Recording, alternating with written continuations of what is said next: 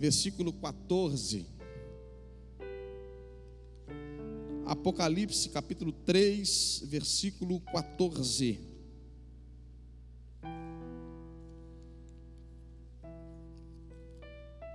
E lembrando também, irmãos, que aqui em Lagoinha nós não queremos que você chegue aqui na igreja e fique sem fazer nada. Procure a gente, né? Procure a gente, procure e fala para nós em que você queria servir aqui na igreja, algum ministério, que nós vamos indicar para você um lugar que você vai amar servir Jesus através da igreja local.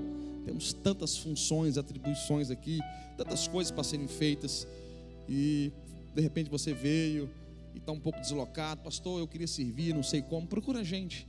Nós queremos indicar para você um lugar, repito, que você vai amar servir Jesus por meio da igreja local. Apocalipse capítulo 3, versículo 14. Quantos encontraram? Diga glória a Deus. Vamos à leitura, meus irmãos. Ao anjo da igreja em Laodiceia escreve: essas coisas diz o Amém, a testemunha fiel e verdadeira, o princípio da criação de Deus. Conheço as tuas obras, que nem és frio nem quente. Quem deras fosse frio ou quente. Assim, porque és morno e nem és quente nem frio, estou a ponto de vomitar-te da minha boca. Pois dizes: estou rico e abastado e não preciso de coisa alguma, e nem sabe que tu és infeliz, sim, miserável, pobre, cego e nu.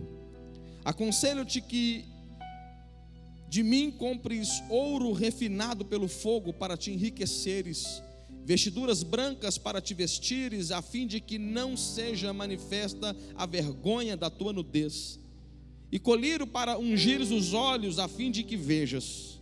Eu repreendo e disciplino a quantos amo. Sê, pois, zeloso e arrependa-te. Eis que estou à porta e bato. Se alguém ouvir a minha voz e abrir a porta, entrarei em sua casa, cearei com ele e ele comigo. Ao vencedor, dar-lhe-ei sentar-se comigo no meu trono, assim como também eu venci e me sentei com meu Pai no seu trono. Quem tem ouvidos, ouça o que o Espírito diz às igrejas. Pai, fale conosco. Que esta não seja uma palavra persuasiva de sabedoria humana, mas em demonstração de espírito e poder, para que os teus filhos reunidos aqui em promissão não se apoiem em sabedoria humana. Que não seja aqui um homem interpretando um texto, mas que seja o Senhor fluindo através deste homem. Conceda a todos nós, ó Pai, espírito de sabedoria e de revelação no pleno conhecimento do Senhor. Ilumina os olhos do nosso entendimento. Ó Pai, aqueça o nosso coração pela Tua palavra, Pai. Faz aquilo que o pregador não é capaz de fazer. Convence do pecado, da justiça e do juízo. E ao terminar esse culto, ó Pai, não permita que saiamos desse lugar da forma como entramos. No nome de Jesus, quantos creem, digam amém.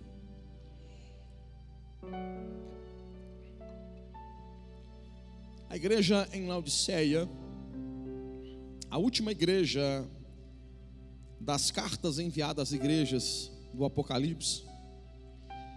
É interessante que quando Deus, através da revelação que João teve na ilha de Patmos, Jesus começou a mandar as mensagens à igreja. Algumas igrejas tiveram elogios e críticas. Agora, essa igreja, eu estava lendo aqui essa manhã, e ela só teve crítica, eu não vi um elogio para essa igreja. E no versículo 15, Jesus fazendo algumas censuras a essa igreja, ele começa dizendo assim: conheça as tuas obras, que nem és frio nem quente. Quem deras fosse frio ou quente. Jesus começa a trazer, e ele começa a falar sobre a questão do fervor espiritual. A primeira coisa que Jesus destaca nessa igreja que se reunia, irmãos que se reuniam em Laodiceia, era a questão do fervor, a falta de fervor espiritual. Nem és quente e também frio, morno. Nós sabemos que na Bíblia, a Bíblia destaca para nós 3 tipos de coração. Mateus capítulo 24, versículo 12, Jesus destaca um coração, destaca pessoas, ele diz assim, que no final dos tempos muitos se esfriariam. Então ele fala, a Bíblia revela um coração frio. Lucas capítulo 24, a palavra também destaca sobre, inclusive os discípulos do caminho de Emaús, eles falaram assim: não nos ardia o coração quando ele, Jesus, nos expunha as Escrituras. Então, por um lado, a Bíblia fala de pessoas com coração frio, mas também fala de alguém com o coração queimando, um coração incendiado por Deus. Mas aqui em Apocalipse a Bíblia revela o terceiro tipo de coração que pode ter, que não é nem o coração que está frio e nem o coração que está queimando ou que está ardendo, o coração que está morno. E lendo a Bíblia aqui, vocês vão perceber que nós estamos tirando do texto. Lendo a Bíblia aqui, o problema aqui de Jesus em relação à primeira censura não era em relação a frio ou quente, o problema dele era com ser morno. Ele próprio diz: quem deras fosse frio ou quente. Mas ele está fazendo uma censura, uma crítica severa à ideia de sermos mornos. Quando nós olhamos um texto, eu queria que você abrisse comigo. Se você está com a Bíblia de papel, deixa uma fita aí marcando isso. Nós vamos voltar agora em Apocalipse, mas abra comigo em Atos dos Apóstolos, capítulo de número 5. Esse texto saltou aos meus olhos enquanto nós preparávamos essa palavra. Atos dos Apóstolos, capítulo 5, verso 1. O versículo que eu quero é o 3 e 4, mas o versículo 1 é um contexto. Entretanto, certo homem chamado Ananias, com a sua mulher Safira, vendeu uma propriedade, mas em acordo com a sua mulher, reteve parte do preço e, levando o restante, depositou aos pés dos apóstolos. Então disse Pedro a Ananias: por que encheu Satanás teu coração para que mentisse ao Espírito Santo, reservando parte do valor do campo? Conservando-o porventura não seria teu, e vendido não estaria em teu poder? Como, pois, assentaste no coração esse desígnio? Não mentistes aos homens, mas a Deus. Ouvindo essas palavras, Ananias caiu e expirou e morreu, sobrevindo grande temor a todos os ouvintes. Então eu estava meditando nesse texto e pensando um pouco sobre Apocalipse, sobre Jesus falar do morno, não do frio e do quente, mas do morno. E aqui Ananias, ele cometeu um erro de ser o mais ou menos, de ser o morno, porque o morno, na característica dele, ele é e não é, ele faz e não faz, é mais ou menos. Se você pegar o versículo 32 do capítulo 4, todos os outros discípulos e seguidores venderam as suas propriedades e colocaram aos pés dos apóstolos. Mas Ananias teve a chance de fazer parte do todo, de fazer o que todo mundo estava fazendo, entregar tudo no altar. Mas ele resolveu reter uma parte. Ele falou: poxa, ele e essa mulher, vamos vender, uma parte fica conosco e entregamos a outra, e ninguém vai ficar sabendo. Ninguém vai saber que nós estamos retendo uma parte. Agora, Pedro disse no versículo 4 que eles poderiam ter ficado com a propriedade, que ninguém era obrigado a fazer o que não queria fazer. Quem está entendendo aqui em nome de Jesus? Pedro falou assim: você não era obrigado a fazer. Se você ficasse com sua propriedade, ela era sua. Se você vendesse, todo o valor seria seu. Então qual foi o problema de Ananias? É querer ser mais ou menos, é querer fazer parte só até aqui, é querer ser o morno, é querer falar assim: não, eu quero participar, mas eu quero reter. Então o problema aqui de Ananias não é se ele ficasse, ele não era obrigado a fazer, ele não era obrigado a entregar. Mas Pedro está ensinando assim: quando você retém uma parte, você está mentindo, não é para homem, não é para liderança, você está mentindo para Deus. E quando nós olhamos para esse texto em comparação, fazendo uma comparação aqui com Apocalipse capítulo de número 3 que nós lemos, eu preciso frisar isso. Jesus está dizendo: quem deras fosse frio ou quente. O meu problema é que você é morno. Volta os seus olhos para o versículo 16 novamente, capítulo de número 3, versículo 16. Assim, porque és morno e nem és quente nem frio. Eu estou a ponto de vomitar-te da minha boca. Jesus agora ele vai usar um contexto cultural da época. Jesus fazia muito essas coisas. Usar um contexto cultural. Qualquer ouvinte em Laodiceia saberia muito bem o que Jesus estava tentando dizer. Ali havia um complexo de 3 grandes cidades: Colosso, Hierápolis e Laodiceia. Em Colosso havia uma fonte de águas frias, água boa para beber, boa para matar a sede. Em Hierápolis, uma fonte de águas termais, águas quentes, boa, água terapêutica, boa para descanso, água para relaxar, do tipo que você encontra aqui em Olímpia, em Caldas Novas, aquela aguinha boa para dar aquela relaxada. Só que lá em Laodiceia, a fonte de Hierápolis, ela pela planície, pela distância, ela chegava em Laodiceia uma água morna. Naquele tempo, irmãos, um contexto da época, o viajante ele ia a cavalo, a pé, ou a camelo. Em Colosso tinha águas que o viajante cansado, ele podia matar a sua sede, se refrescar nas águas de Colosso. Ele podia também descansar nas águas quentes de Hierápolis. Mas a água de Laodiceia era morna, que não servia nem para matar a sede, nem para terapia, nem para descanso. Uma segunda censura a essa igreja, e usando esse contexto, é uma igreja morna, é uma igreja inoperante, é uma igreja que não serve para nada. Um cristão morno, ele não tem impacto nenhum. Uma igreja morna não tem impacto nenhum. Jesus disse em Mateus, no Sermão do Monte, Mateus capítulo 5, se o sal perder o sabor, ele não presta. Jesus usa essa expressão, parece pesada, mas Jesus usa a expressão, ele não presta para mais nada. Porque a função do sal é salgar, é dar sabor, é temperar. Agora, o cristão morno, põe amor nas minhas palavras, o cristão morno, ele não tem impacto nenhum, tanto faz, tanto fez. O cristão morno, ele não toca ninguém, não abençoa ninguém, ele não faz nada para Jesus. O cristão morno, ele é apenas alguém que está ali como um número no IBGE. O cristão morno é aquele que o IBGE conta e fala assim: nós somos 50 milhões de evangélicos no Brasil, evangélicos nominais, evangélico de carteirinha, evangélico de diploma na parede, evangélico que não toca uma sociedade, um evangélico que não tem impacto em vida de ninguém, um evangélico morno, nominal apenas. Ser cristão nos dias de hoje está até na moda, irmãos. E eu também não estou pregando contra isso.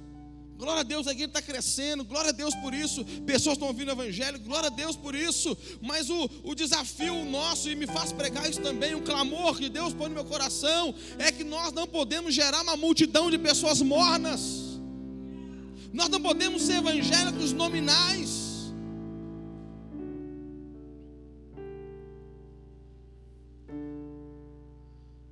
Ontem eu estava lendo uma frase com a Tula à noite, eu até esqueci quem, nós estávamos rindo dessa frase.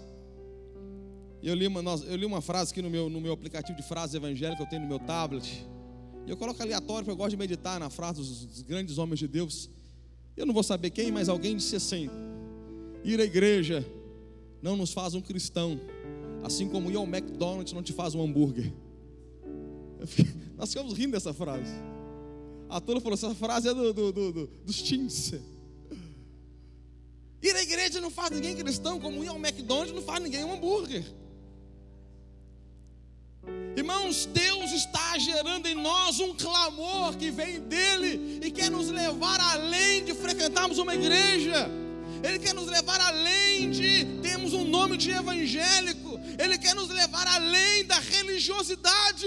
Ele quer nos levar além do que ter uma carteirinha, que um número dizendo que nós pertencemos a uma igreja. Deus quer que nós tenhamos um impacto na vida de outras pessoas. Irmãos, Deus não quer que sejamos águas que não fazem nada, que não servem nem para matar a sede, nem para trazer descanso para ninguém. Agora, quando nós nos posicionamos, falamos assim: Deus, eu não aceito ser morno, Pai, toca a minha vida, muda a minha vida. Entenda, águas frias matam sede. A palavra diz: derramarei água sobre o sedento, rio sobre a terra seca.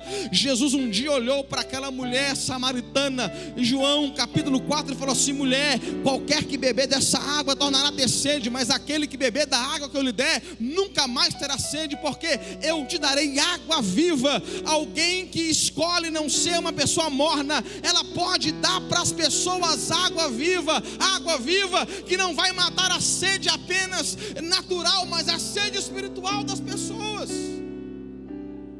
Agostinho de Hipona, o Santo Agostinho da Igreja Católica, disse algo: todo homem tem um vazio do tamanho de Deus.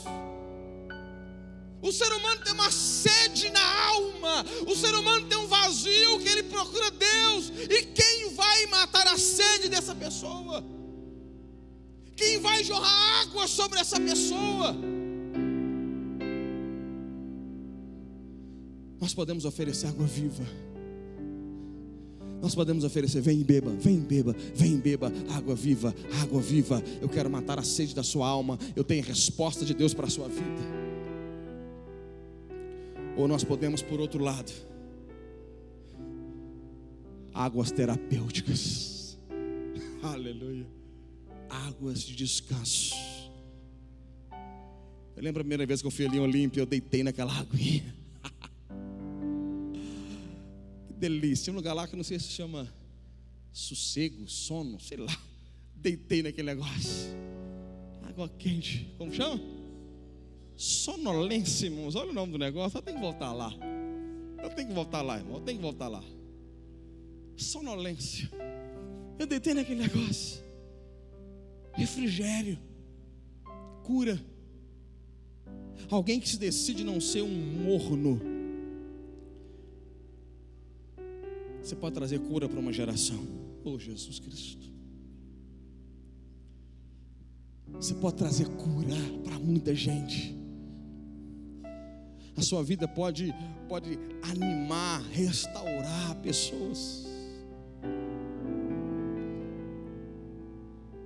Nós somos imitadores de Jesus, e ele disse assim: vinde a mim, Mateus 11, 28. Todos vós que estáis cansados e sobrecarregados, e eu vos aliviarei.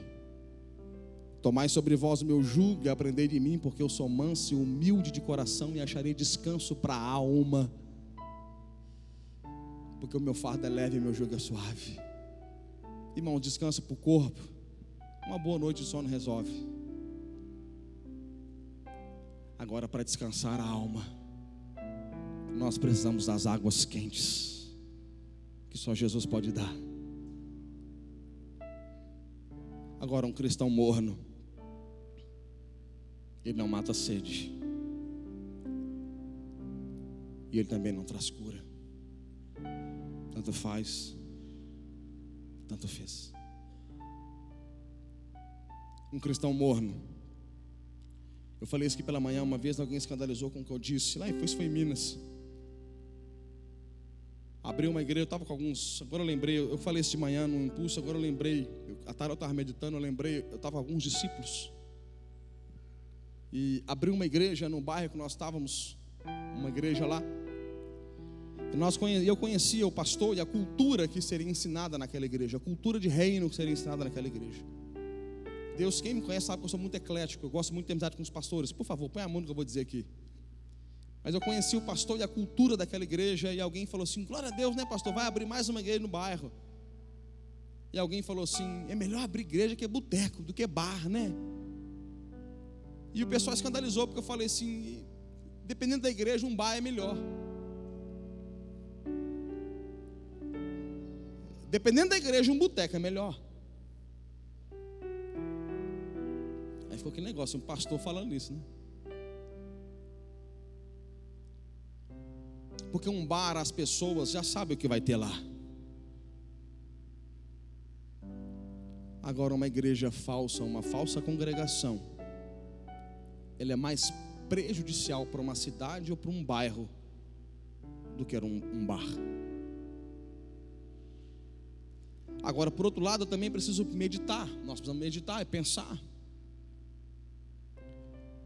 que tipo de impacto social nós estamos gerando aqui em Promissão.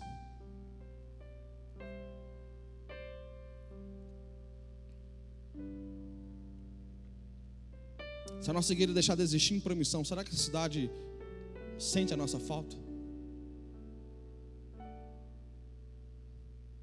Sabe que Leonardo de Ravenhill disse uma vez no seu livro Porque Tarda o Pleno Avivamento: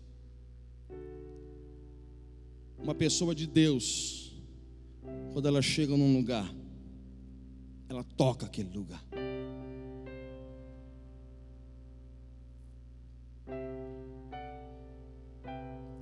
Mas se você for um crente morno, você pode trabalhar numa empresa 20 anos e ninguém nunca desconfiar que você é crente.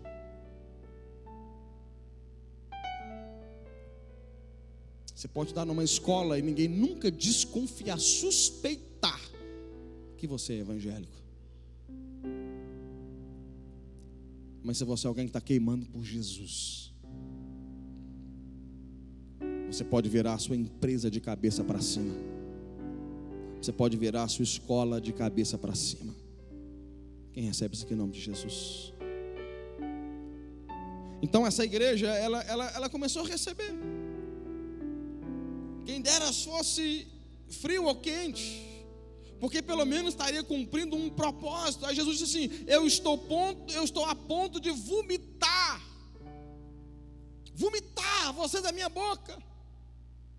Nós sabemos que vomitar, assim, a gente pode falar assim, vomitar de uma forma muito simples. Vômito expelir, é uma expulsão vigorosa do conteúdo estomacal. É quando o corpo expulsa aquilo que está dentro, põe para fora o que foi colocado para dentro. E eu passei essa manhã meditando na palavra vômito, e eu fui consultar o grego do texto, a língua que foi escrita o texto, e eu pensando, será que é alguma linguagem figurativa? Mas quando eu pesquisei, é vômito literal, o ato mesmo de vomitar. E aí eu comecei a lembrar de duas palavras na teologia, que a gente precisa aprender essas palavras. Uma é antropomorfismo, a outra é antropopatia. Mais ou menos isso, entenda bem. Antropomorfismo é quando nós atribuímos a Deus parte humana. Antropopatia é quando atribuímos a Deus sentimentos humanos. Deus, irmãos, Ele está num nível acima de nós. E se eu falar no nível acima, eu estou até ofendendo a Deus, não é muito acima. Então como que Deus pode ser compreendido por seres tão limitados como nós? Então parece até heresia o que eu vou dizer, mas é como se Deus descesse ao nosso nível e Ele se permitisse assumir sentimentos humanos para que fosse compreendido por nós. Dá um exemplo. Por exemplo, lá em Gênesis no capítulo 6, quando Deus disse eu me arrependi de ter criado o homem, ali é uma antropopatia, porque um Deus soberano, onisciente, não arrepende de nada. Quando você pega Tiago, capítulo 4, versículo 4, que diz que Deus tem ciúmes. Tiago 4,4 diz que Deus tem ciúmes de nós. Perceba que ciúme é um sentimento humano. Mas quando Deus quis falar assim, o que eu estou sentindo em relação a uma igreja que está namorando com o mundo, uma igreja que ela nem é minha e nem é do mundo, ela está comigo e fica flertando com o mundo, eu tenho ciúme dela. E todo mundo iria entender, porque a palavra lá fala infiéis, ou seja, Deus está dizendo assim, eu estou me sentindo como um marido traído. Então Deus assume um sentimento humano para ensinar a nós um sentimento celestial. Para concluir o exemplo, se você pegar o livro de Oséias, Deus, se sentindo um marido traído, falou assim: Oséias, você vai casar com uma prostituta, ela vai te trair, você perdoa ela e continua com ela, porque Israel está me traindo todos os dias. Israel se arruma, mas não para encontrar com Deus. Israel vai se prostituir com seus amantes. Lê depois Oséias. Então Deus assume sentimento humano. E aqui Deus está dizendo assim: eu estou ao ponto de vomitar você. É claro que um Deus não vomita, pelo amor de Deus. Mas Deus está expressando um sentimento por alguém morno. Está dizendo assim: eu estou tendo nojo, eu estou sendo enojado, eu estou passando mal de ver isso.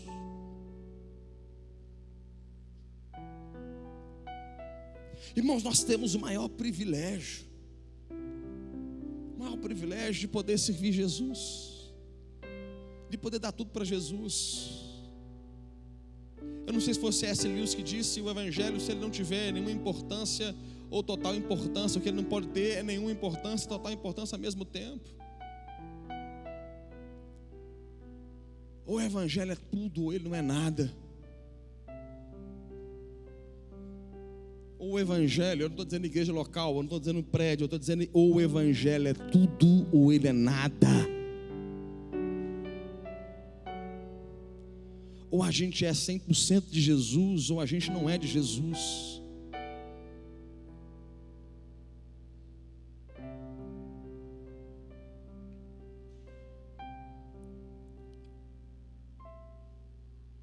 Verso 17. Corre seus olhos aí comigo, por favor. Quem está comigo, diga amém. Quem está comigo, diga glória a Deus.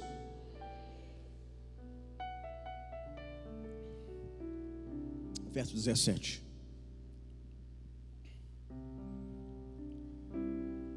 Pois dizes: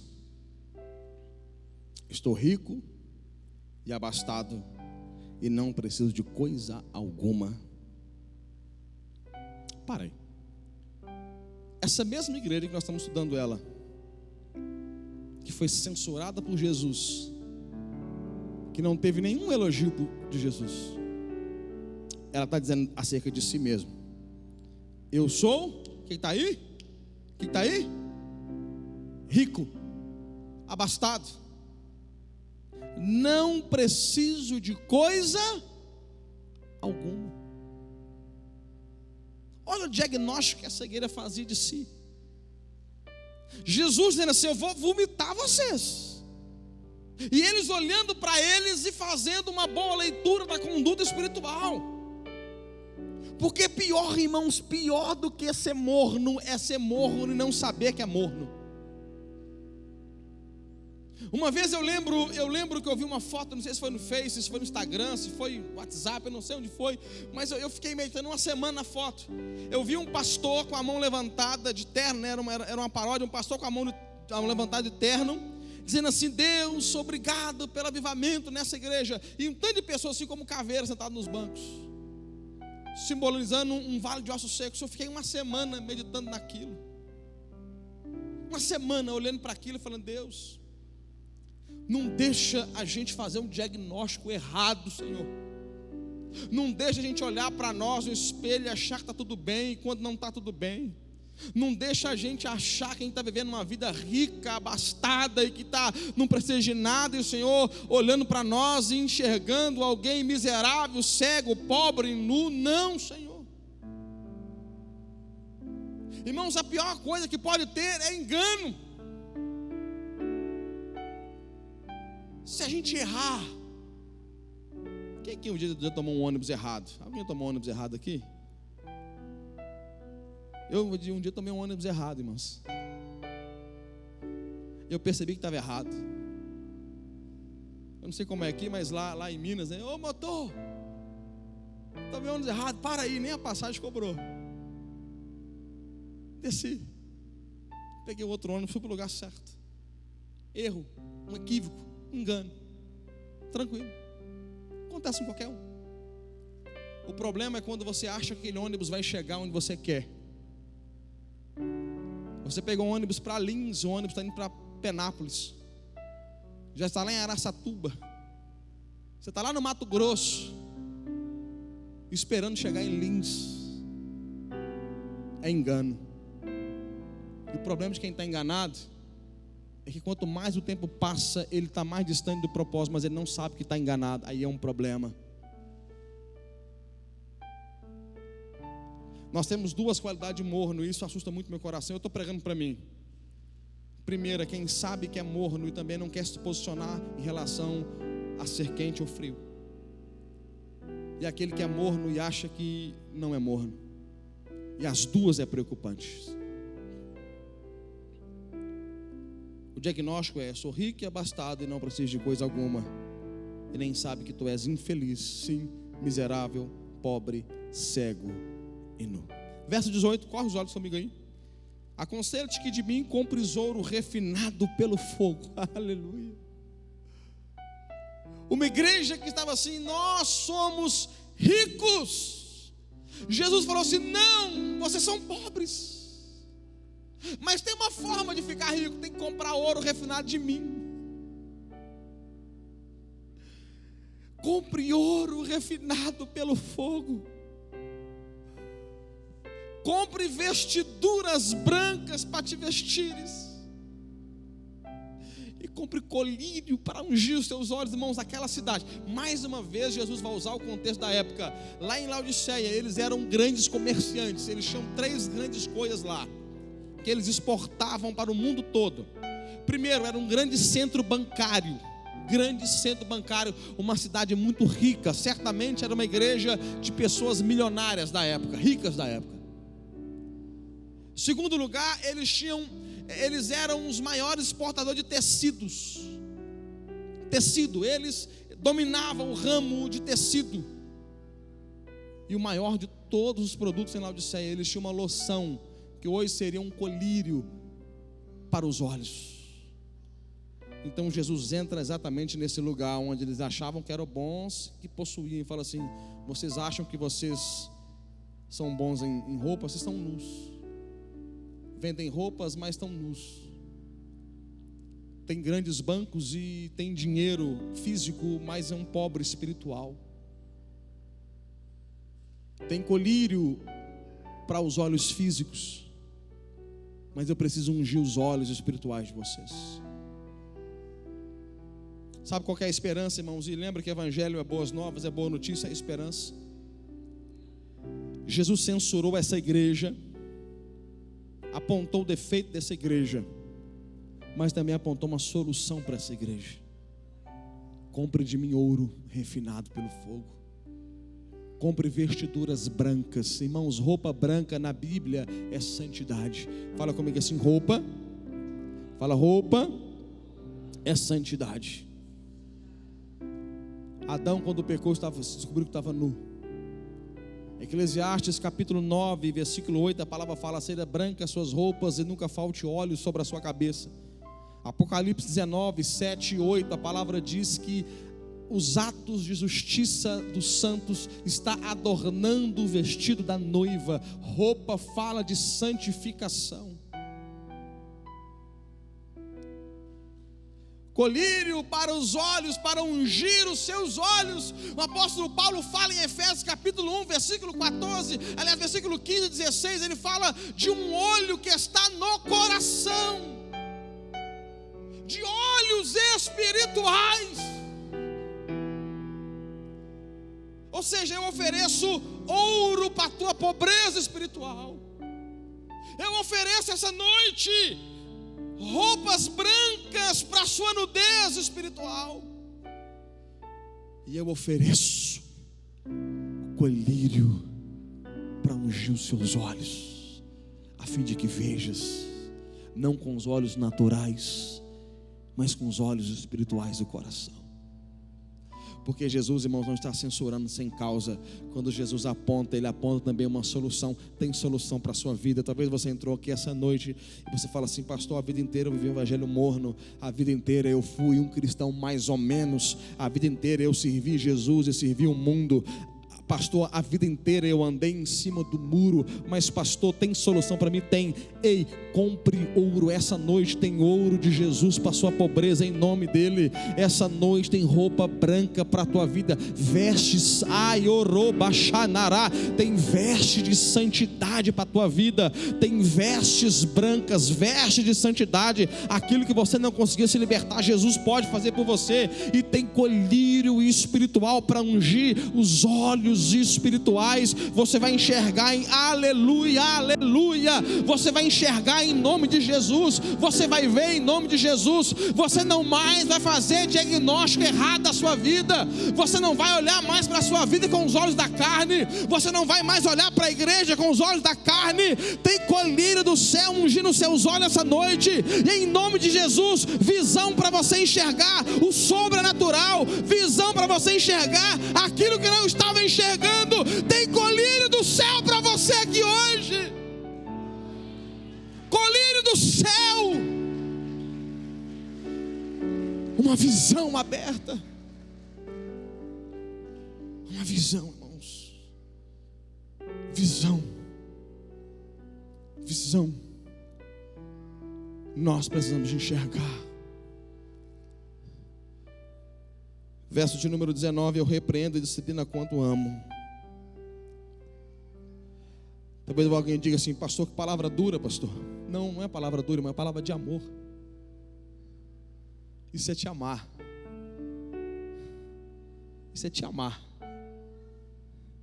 Porque se a palavra for dura para você uma vez, para mim é 3 vezes. Eu escuto enquanto preparo, prego de manhã, escuto uma vez, prego à noite, escuto outra vez. É igual cozinheiro. Quem que gosta de cozinhar? Você chega num restaurante, numa casa de alguém, e você vai comer uma comida muito gostosa lá. Glória a Deus por isso. Glória a Deus. Se uma janta da hora lá, chama minha esposa para ir hoje. Você vai comer uma comida da hora lá. Você vai chegar e falar assim: uau, que comida boa. Mas alguém, enquanto estava fazendo, ela estava provando a comida. Ela fazia e provava, ela fazia e provava, ela fazia e provava. Porque ela não vai oferecer para você o que ela ainda não experimentou. Se eu estou pregando essa palavra para você hoje, é porque Deus pregou isso para mim. Se eu estou desafiando você a sair a deixar de ser morno, é porque Deus está falando isso para mim. Se eu estou desafiando você a dizer assim: tem ouro para a tua vida, tem vestes para a tua vida, tem colírio para os teus olhos, é porque essa foi a minha oração para a minha vida também. Deus sabe que eu não estou me colocando aqui na qualidade de alguém que está melhor. Eu só estou num lugar mais alto para todo mundo me ver, porque o púlpito não faz ninguém melhor do que ninguém. Todo mundo na nova aliança é ministro sacerdote de Jesus. Um dia alguém perguntou para mim assim: pastor, por que tem um púlpito na igreja que vocês ficam mais alto? Aí achou que havia uma resposta tão espiritual. Eu falei: para ficar mais alto, para todo mundo me ver lá no final da igreja. Agora, uma palavra dessa é Deus dizendo assim: eu te amo, filho. Eu não quero que você fique como você está. Evangelho, irmãos, é igual ao Facebook. No ponto que quando você faz coisa errada, a pessoa, se não se importa com você, curte a sua foto, independente se o que está lá é aceitável ou não. Mas quem te ama, ainda que te chame no particular, vai falar assim: cuidado com o que você está fazendo. Deus só disciplina quem ama. Talvez você nem viria aqui hoje, mas Deus trouxe você aqui. Você na sua casa, talvez você nem ia acessar a gente. Você que alguém veio esse culto para você, enviou essa mensagem para você, você nem ia acessar a gente. Você ficou com a vontade de ver essa palavra. É Deus dizendo assim: eu amo você e eu quero que você conserte a sua vida enquanto é tempo. Irmãos, é tempo de mudar. Fique em pé, deixa eu orar com você.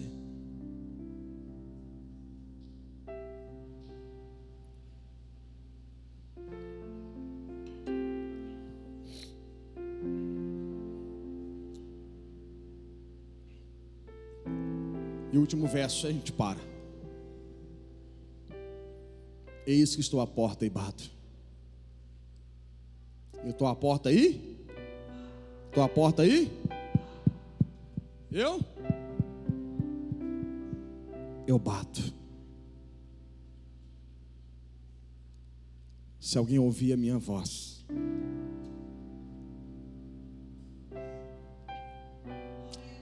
e abrir a porta, eu entrarei em sua casa.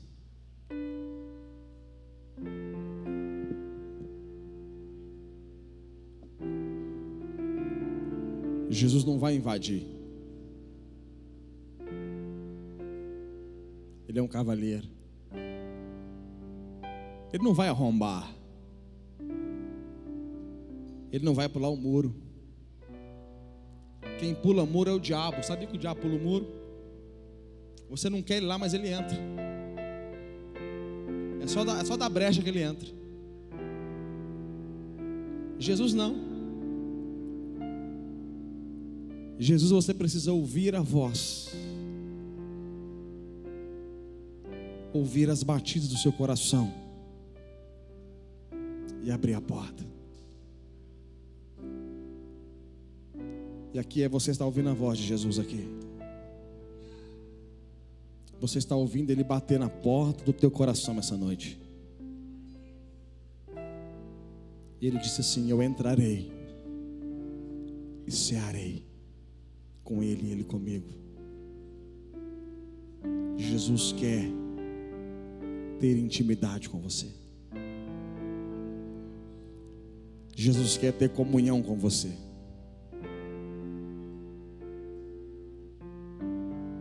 Sabe qual é o problema do morno? É porque Jesus está por lá de fora. Jesus está por lá de fora da sua vida pedindo para entrar. Mas se você ouvir a voz e abrir, Ele entra para comunhão. Ele entra para intimidade. Irmãos, eu estou sentindo a presença de Deus nesse lugar. Sabe qual é a presença do morno? Sabe qual é o problema do morno? O problema do morno é que ele experimenta religião.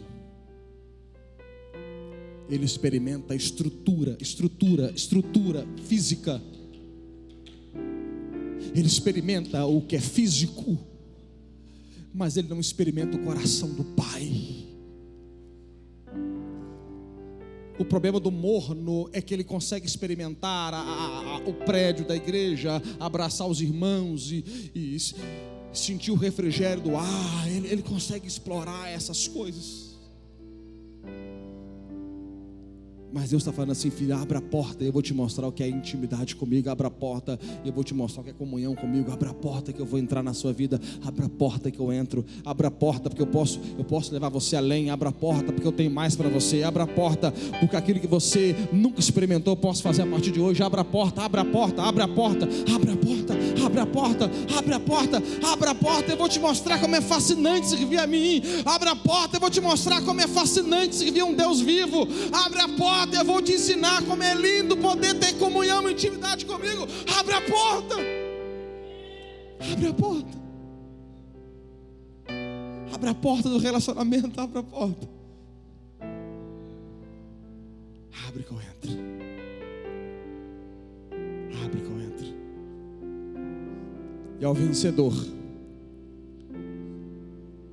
eu vou levar para onde? Como é que está na sua Bíblia aí? Como é que está aí? Deixa eu parafrasear. Eu vou te levar para a minha glória. Para você ter intimidade e comunhão comigo. Para todo sempre. Em outras palavras, se você abrir a porta, eu vou entrar. Para nunca mais sair. Você pode orar no seu lugar. Você pode fazer isso. Você pode orar, você pode orar, você pode orar. Você pode orar. Você pode quebrar seu coração diante de Deus.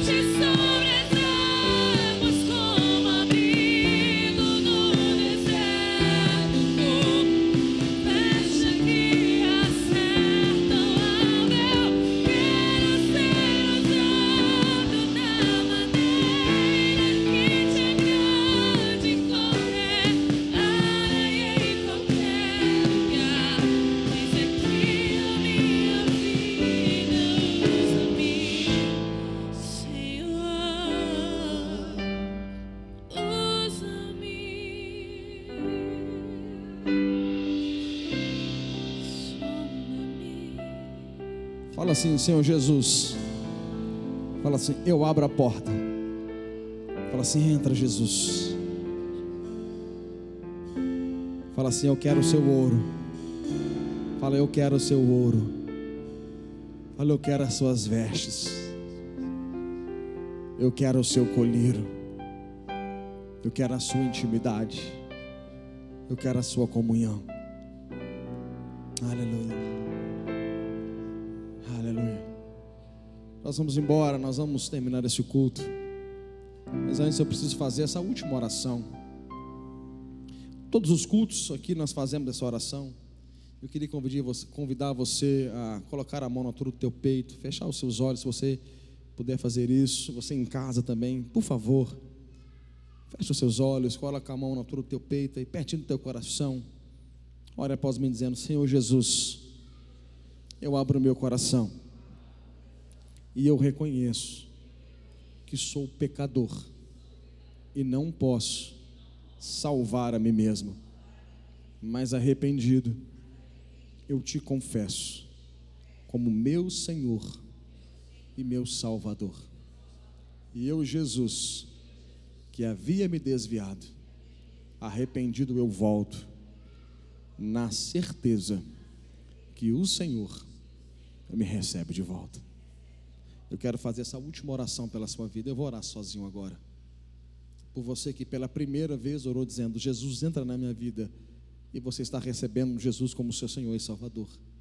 Ou você que hoje está reconciliando com Jesus, eu quero orar por você. E para eu orar sozinho por você, eu quero apenas um sinal da sua parte. Eu quero que você levante bem alto uma das suas mãos. Tem alguém? Fala assim: pastor, eu sou essa pessoa, eu quero receber Jesus como meu Salvador. Pastor, eu sou essa pessoa que eu vou reconciliar hoje com Jesus. Tem alguém aqui? Eu quero poder orar por você. Tem alguém?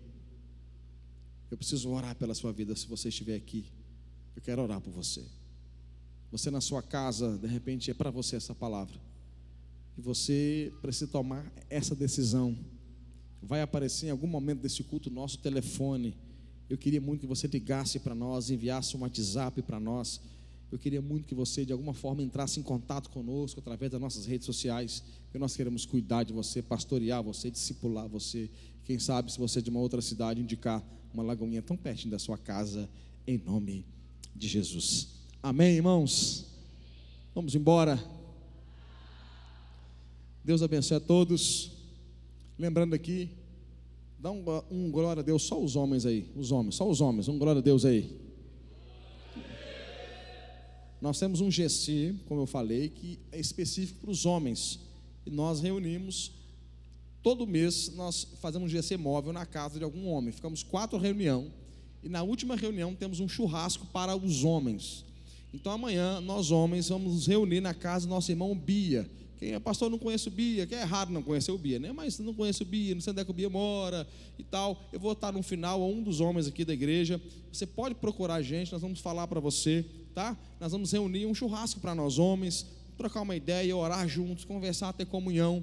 Então você apenas, é só participar, amém? 500 gramas, né? Meio quilo de carne ali, o refrigerante que você for tomar, o seu suco, enfim. Então nós vamos ter um momento de comunhão dos homens. Toda última reunião nós fazemos um momentinho de comunhão da gente. E as mulheres na casa da Elisa, amanhã é 19h30, tá, gente? Na casa do Bia. E as mulheres tem um GC para as mulheres na casa da Elisa, tá, irmãos? Na casa da Elisa tem um GC para mulheres às quintas-feiras, 19h30 também. Amém? Levanta a sua mão, que a graça do Senhor Deus, o Pai, a comunhão do Filho e a consolação do Espírito seja sobre a sua vida, não só hoje, mas para todo sempre. Vá em paz.